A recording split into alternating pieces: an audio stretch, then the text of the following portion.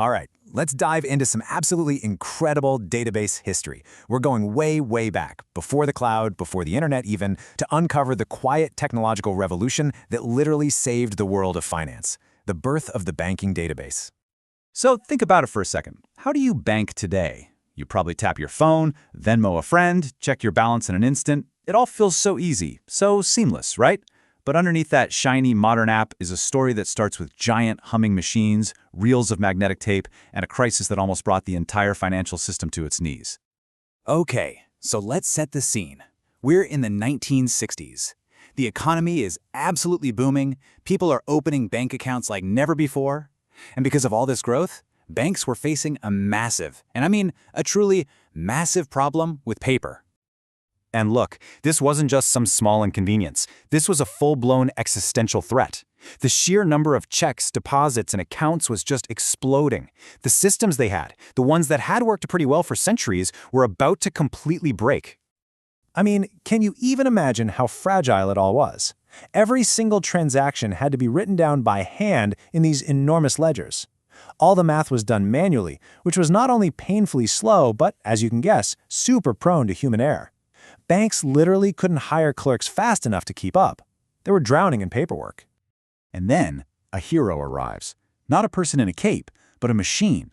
The mainframe computer, specifically IBM's game-changing System/360, showed up and offered a way out of the paper nightmare. It promised a level of speed, accuracy, and scale that was just unimaginable at the time.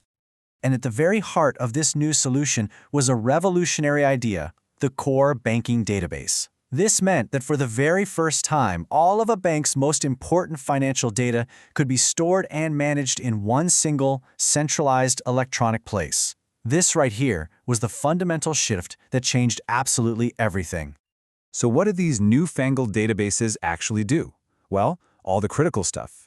They kept a perfect running tally of every account balance. They logged every transaction history. They calculated interest automatically, which was a nightmare to do by hand. And, maybe most importantly, they ran the end-of-the-day reconciliations to make sure all the numbers actually added up.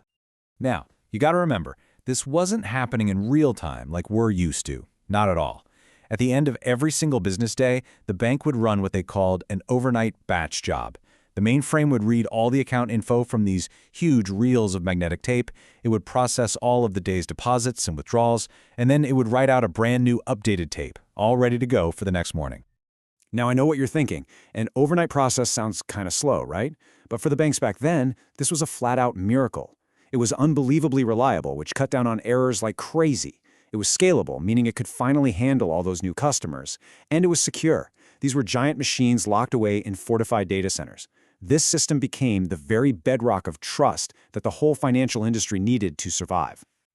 Of course, the big metal box, the mainframe, was only half the story. To actually make it do anything, you needed the brains of the operation. You needed a powerful software stack, a whole set of programming languages and systems designed specifically for the tough demands of finance.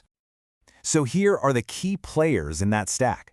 You had COBOL, the absolute workhorse language for business logic. It wrote the rulebook for how money moved. Then you had things like VSAM, which was kind of like a super efficient digital filing cabinet for finding customer data fast. CICS was the traffic cop, managing all the transactions, and IMS gave all that data a logical, hierarchical structure. And let me tell you, this whole stack was truly built to last. Okay, so this has been a pretty cool history lesson, right? But this is where the story gets really mind-blowing. We've been talking about tech from the 1960s. So what on earth does any of this have to do with your money today? Well, turns out it has everything to do with it. Here's the hidden truth of modern banking. When you pull out your phone and use that slick, modern app to pay a bill or transfer some cash, that request very often gets sent down a long digital chain that ends, you guessed it, at a mainframe. That same kind of reliable, COBOL-running, batch processing system is still the beating heart of many of the biggest banks in the world. And that really brings us to the main point. The reason this 60-year-old tech is still around isn't because banks are lazy or behind the times, it's because it just works. For its core job, processing huge volumes of transactions with near-perfect accuracy, it is unbelievably good. So in the world of finance, calling it immortal really isn't much of an exaggeration. It's pretty wild to think about, isn't it? In a world of constant change, where our phones are outdated in a year, the global financial system still rests on a foundation that was laid down more than half a century ago.